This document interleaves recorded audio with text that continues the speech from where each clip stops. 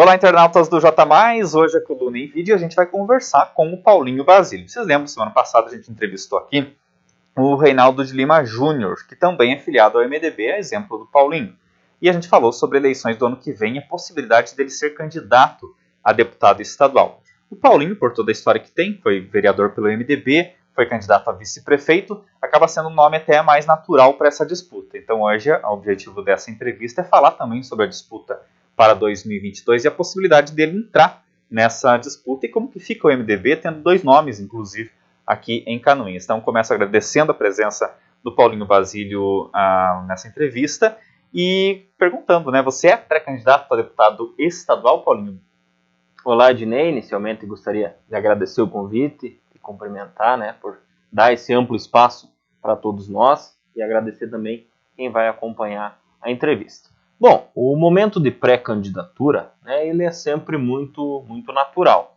Como você mesmo falou na introdução aí da nossa entrevista, eu me considero um nome teoricamente mais natural, justamente pelo recall da eleição passada, né, por ter tido disputado aí a candidatura de vice-prefeito, por estar presidindo o partido, por ter toda uma história de construção já dentro do MDB, apesar da minha pouca idade. É o meu único partido e eu tenho quase aí 10 anos de filiação. Então, né, nós estamos colocando o nome à disposição nessa pré-candidatura, mas é momento de construir, de diálogo, de conversa, para a gente, lá em 2022, ver como é que fica. Mas sim, eu sou pré-candidato. Você sabia que o Reinaldo também é pré-candidato? Então, não houve uma conversa interna ou partidária ou com o diretório, né? A gente ouvia algum rumor aqui, outro ali, né? Mas oficialmente eu fiquei sabendo, não só eu, mas todo o partido, enfim, a executiva, o diretório, ficou sabendo através da tua entrevista, o que eu enxergo com muita naturalidade, sem problema algum. Só que a gente sabe que também um candidato a deputado estadual não vai sem as bênçãos do diretório, né? Isso é muito forte no MDB, né? Nós temos um diretório muito forte e muito aguerrido. Então, certamente, se o Reinaldo quiser pleitear essa condição, em algum momento ele terá que fazer essa comunicação ao diretório, né, para que avalize o nome e para que as conversas se iniciem de maneira oficial. Agora, como é que você enxerga essa disputa, né? Pensando na nossa regionalidade, porque se a gente tomar por base 2018, Paulinho, a gente teve lá a situação do Leoberto Weinert, do seu partido, né, e o Renato Pique disputando pelo PL.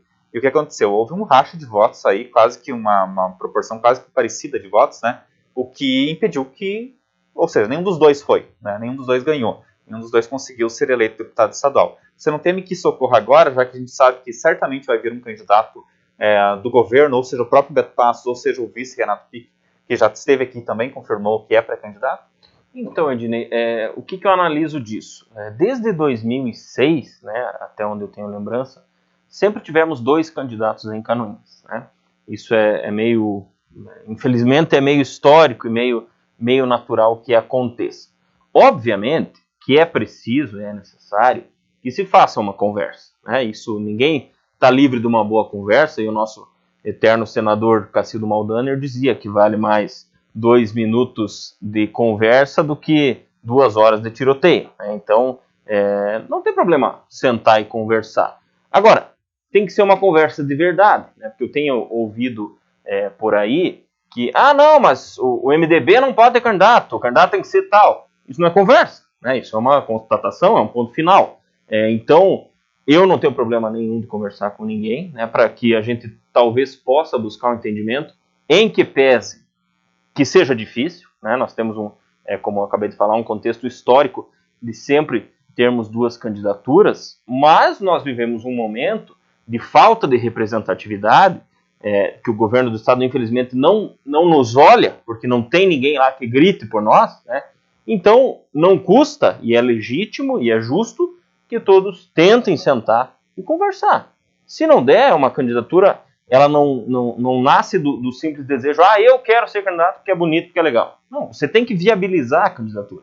E é isso que eu tenho feito. Eu tenho percorrido os municípios, eu tenho visitado as pessoas, eu tenho feito conversas. Então, a minha candidatura está tentando se viabilizar pela força do meu trabalho e por aquilo tudo que eu acredito, né? Ainda voltando a falar sobre a situação interna dentro do MDB, você tem uma forte ligação com o Carlos Chiodini, deputado federal. O Cobalcini hoje é deputado estadual, vai a federal, né? Tá pleiteando isso. O quanto tem nessa situação de vontade mesmo de vocês disputarem e de uma questão relacionada à necessidade do Planalto Norte, o quanto tem de intenção do Chiodini e do Cobalcini? Não sei se eu me fiz entender. Não, entendi perfeitamente. De minha parte, Ednei, como eu acabei de falar, a minha candidatura é uma candidatura regional, né? É muito pouco para o MDB e para o Planalto Norte nós sermos candidatos porque fulano quer fazer dobradinha, né? Eu acho injusto com o Planalto Norte. Nós precisamos costurar e fazer essa candidatura regional para que realmente nós tenhamos chances de eleger um deputado. O MDB já mostrou em várias ocasiões que é o partido que tem mais capilaridade, que é o partido que tem que pega mais firme, ou seja, em todos os municípios nós temos estruturas.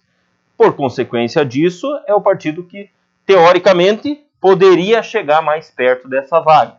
Então, eu quero deixar muito claro, apesar da relação muito próxima que eu tenho com o deputado Chiodini, obviamente, é o meu candidato a deputado federal, mas a minha candidatura não se movimenta apenas em torno disso. É uma candidatura regional, é uma candidatura que eu acredito ser viável, independente do federal. Pois é, ainda falando do Chiodini e Norma Pereira, que foi a sua candidata a prefeita, você foi candidata a vice dela. Ela já esteve aqui, já falou também sobre o desejo dela disputar novamente em 2022. Se ela disputar, considerando que ela é daqui, foi sua parceira na eleição passada, como é que você fica nessa situação? Como eu fiquei em 2018, né? Eu de qualquer maneira apoiei o deputado Chiodini, né? Por nós estarmos nas mesmas fileiras partidárias, né? E isso eu fiz uma conversa, inclusive antes com a Norma, né? Porque a respeito muito e correu tudo de uma maneira muito natural. E eu tenho, Ednei, por princípio, né? Na política, nunca fugir daquilo que eu acredito, né? Enquanto partido ou enquanto pessoa. Eu tenho uma convivência com o deputado Chiodini, ele atende muitas demandas nossas, né? Não só minha, mas das vereadoras, do partido, da comunidade como um todo. Então, nada mais justo do que em 2022 nós continuarmos essa parceria que já deu muitos frutos. Eu encaro isso com muita naturalidade. Então, nesse sentido, você não apoiaria a Norma, apoiaria o Chiodini, pediria voto ao Chiodini. Até tem uma questão legal envolvida nisso, né? Hoje a Norma Pereira é do PSDB, também não sei se fica lá, né? Mas ficando lá, depende de inúmeros fatores. Um deles é a coligação, né? Eu não sei se o MDB estará com o PSDB ou vice-versa, né? Então nós temos que observar, não é assim tão simples, né? O mundo real é um pouco diferente. Aí você está falando da eleição para governo, porque não pode, né, as coligações para proporcional. Isso. Falando em governo, o MDB dessa vez vai fazer diferente, né? Ele está com 3 pré-candidatos a governo e vai ter prévias em agosto, né? Como é que você está enxergando esse momento do MDB e a quem você aposta aí para ganhar essa parada? Então, essa semana, na segunda-feira, a executiva se reuniu e as prévias não vão ocorrer no dia 15 de agosto. Elas vão ser estendidas, o diretório vai ser convocado para definir a nova data. Mas elas, de fato, ocorrerão, a não ser que haja um consenso, né?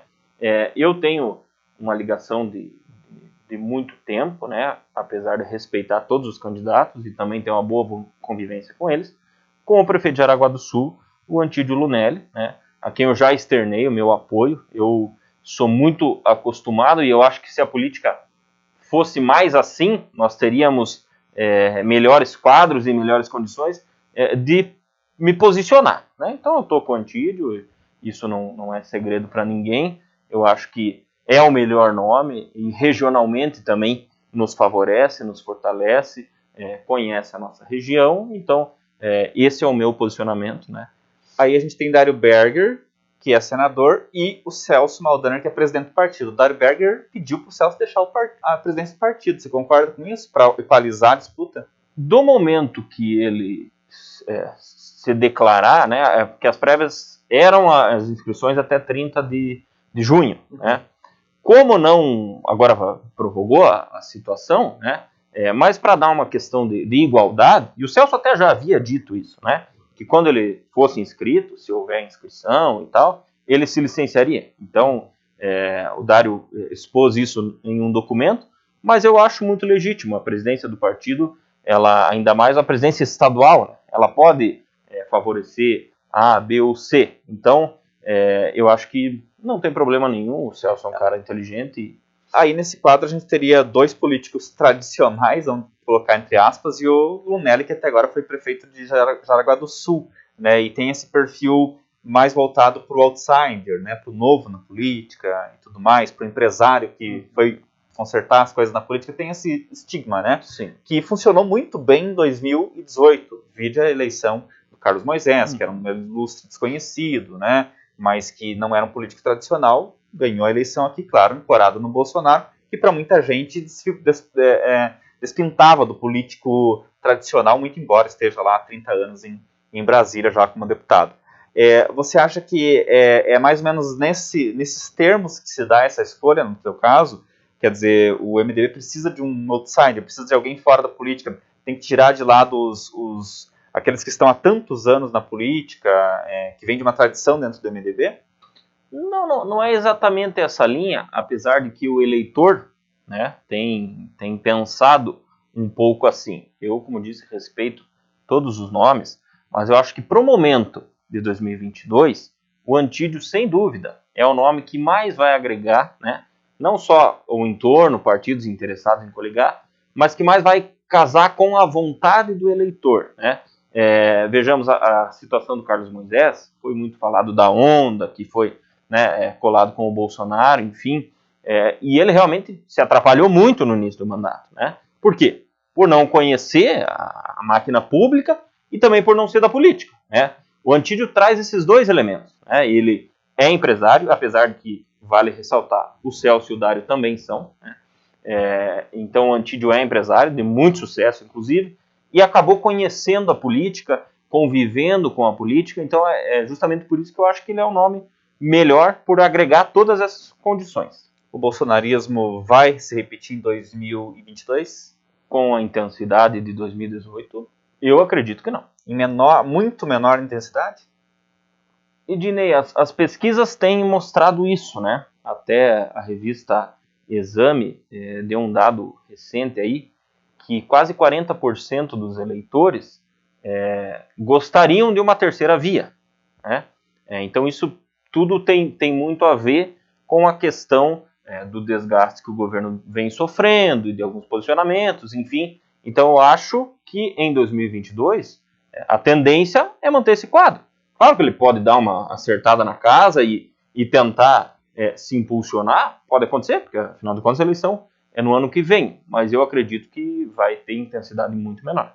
A gente teve recentemente o prefeito Beto Passos fazendo ataque direto à gestão do Leoberto Weinert em relação a lei que definiu o plano de cargos e salários do funcionalismo público, especialmente dos professores, que não teria sido cumprido. É uma lei criada pelo próprio Leoberto e fez uma acusação direta em torno do nome do Leoberto. A gente até procurou o ex-prefeito, ele não quis comentar.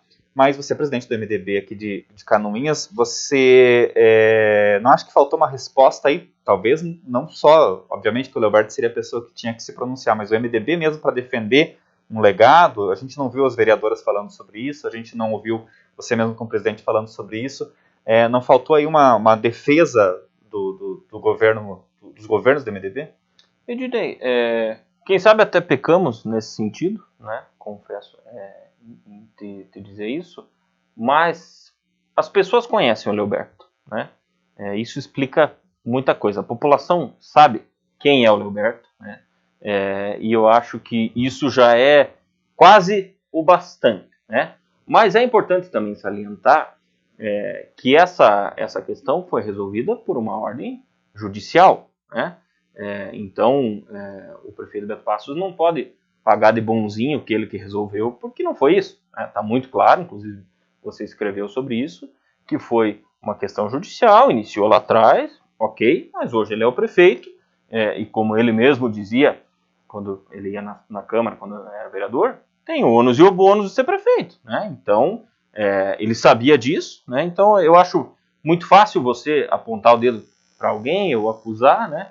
Mostra o serviço, mostra o que veio, né? Tenta tocar o mandato, ele tem um sério problema em ser contrariado, né? Não sei o porquê, porque afinal de contas a democracia, a Câmara de Vereadores, o eleitor tem o total direito, né, de fazer uma cobrança, de fazer um questionamento, assim como a imprensa, né, que também tem toda a liberdade e tem que existir, porque muitas situações são denunciadas ou cobradas pela imprensa, e isso é legítimo e é importante, e tem que ser nesse sentido. Eu convivi 4 anos com o atual prefeito, sei como são as condutas dele, mas as pessoas, os eleitores, quem convive em Canoinhas também sabe quem é o Leoberto, então acho que isso já é o bastante. 6 meses já do governo que poderia ter sido, né, você, a norma, é claro, né, a vontade popular imperou e o Beto Passos, continuidade do governo Beto Passos. Já dá para fazer uma avaliação de segundo governo? Você acha que começou bem? Tem algum ponto que você acha que começou mal, que dá para melhorar? Ednei, como nós fomos adversários, né, fica um pouco complicado eu fazer uma avaliação, mas eu gosto de me posicionar, né?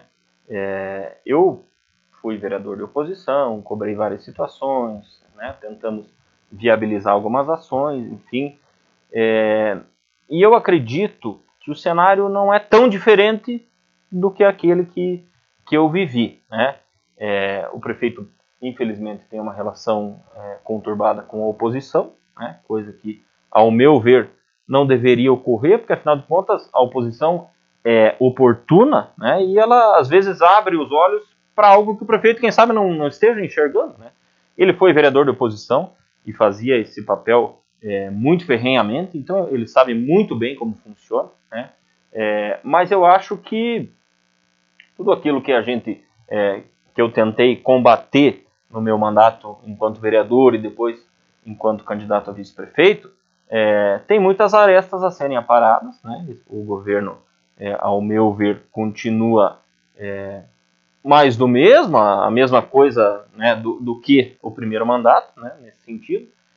Mas, como eu disse, eu sou suspeito a falar, né? Eu já era de oposição, fui candidato contra, então... Mas eu percebo assim, Paulinho, que o prefeito Beto Passos, ele tinha uma postura mais condescendente contigo enquanto oposição, que não tem com a atual oposição, né? Aí eu não sei se faltou mais ênfase da tua parte, e essa teria mais ênfase, sinceramente eu não sei dizer. Estou te perguntando se é isso que ocorre, ou se o próprio prefeito mudou de postura, quer dizer, vem mais combativo para esse segundo mandato. Ednei, eu acho que são as duas coisas, né?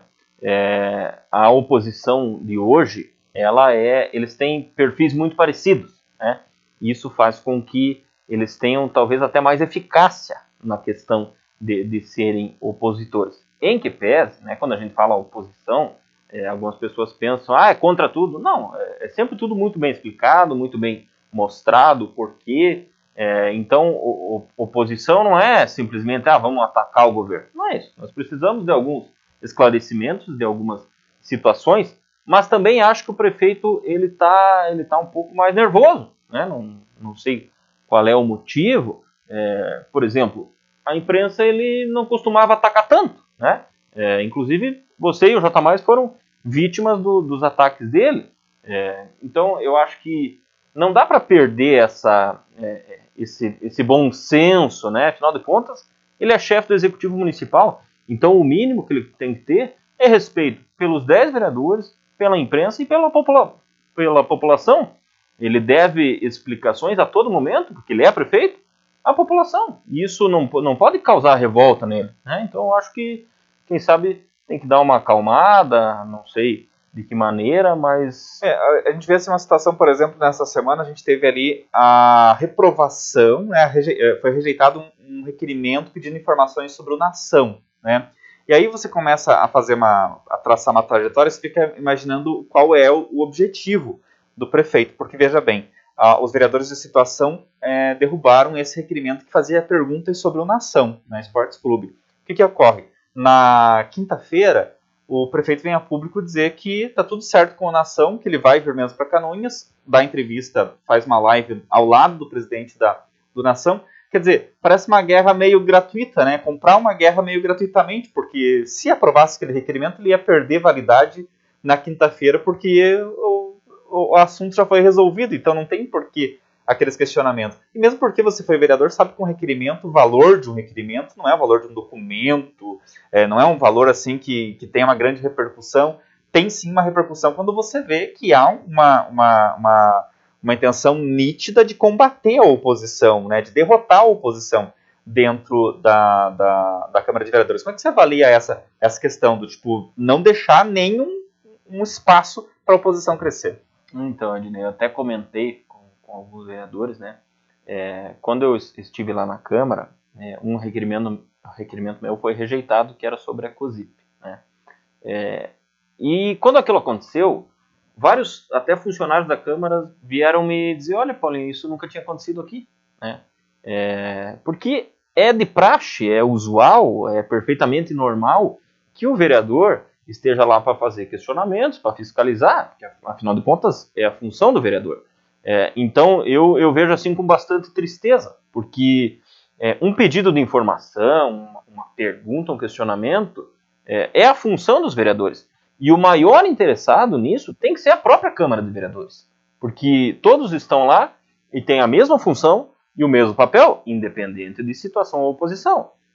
Então, como até você falou, teria perdido o objeto, né? Até tem um vereador que acho que falou isso também.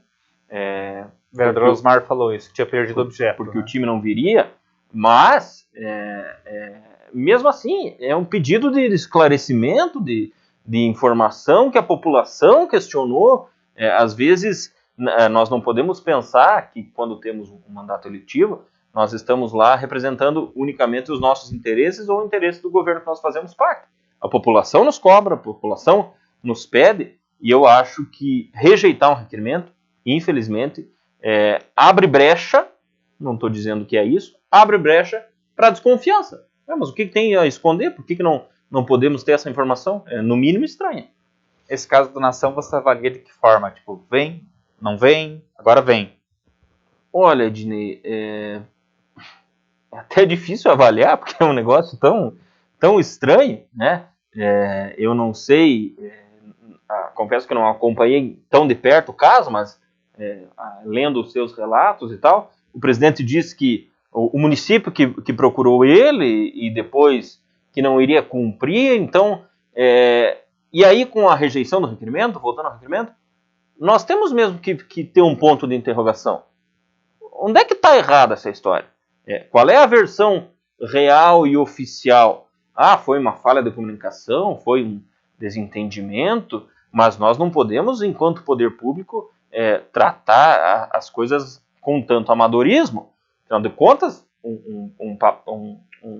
o estádio municipal, que é um local público, seria feito a concessão para o time usar, então nós não estamos falando do quintal da nossa casa, da minha casa, eu tenho um campo de futebol, entra quem quer. Não estamos falando de dinheiro público. E é exatamente isso que tem que ser olhado, fiscalizado e, se houver algo de errado, combatido. Voltando para encerrar nossa entrevista, Paulinho, a questão da Assembleia Legislativa que você vai pleitear ano que vem. O que você vê como assim, prioridade zero para um deputado daqui lutar no caso de representar Canoinhas e região? Ednei, são tantas coisas, e você bem sabe disso, que eu acho que, inicialmente, nós precisamos de uma candidatura viável, que tenha o potencial de chegar, né? E deixa eu só fazer uma curvinha para daí chegar na resposta, né? Eu apresento essas condições, né? Fui presidente estadual da juventude do MDB, o que me dá uma condição de saber onde buscar o voto, saber onde tem voto, saber com quem falar. Isso, acredito que fortaleça uma eventual candidatura minha. Mas, acima de tudo, é alguém que esteja lá aos berros dizendo: o Planalto Norte existe. Quando o governador Moisés anunciou que iria vender os 2 helicópteros, né, eu falei para algumas pessoas que talvez naquele momento não me entenderam, né? Eu disse, eu acho uma bobagem isso. Ué, por quê? Para que o governador precisa de helicóptero? Não é que o governador precise de helicóptero, mas ele precisa estar aqui. Ele precisa saber quais são os nossos problemas, aonde estão os nossos problemas. E quando ele não tem um representante em algum lugar, ninguém pega o cara pelo braço e diz, vamos lá, olha nosso 477. Aí tá, nós estamos dando dinheiro para obras federais, aprovado pelos deputados estaduais, tudo bem, podemos ajudar, são os catarinenses que passam, ok. Mas isso significa dizer que as estradas de Santa Catarina então, estão em perfeito estado? Mas nós vamos dar dinheiro para o governo federal? Nós tínhamos aqui cobrar do governo federal para que fizesse esses investimentos e para que o catarinense visse na porta da sua casa o asfalto que tanto quer. A nossa 477, se não me falha a memória, o último projeto é 33 milhões, 30 e poucos milhões, né? Está sendo dado um valor superior a esse para as rodovias federais. Se tivesse um representante nosso lá, ao menos nós poderíamos dizer, tudo bem, governador, vamos votar, vamos aprovar. Agora, vai lá consertar a minha estrada? O que é isso?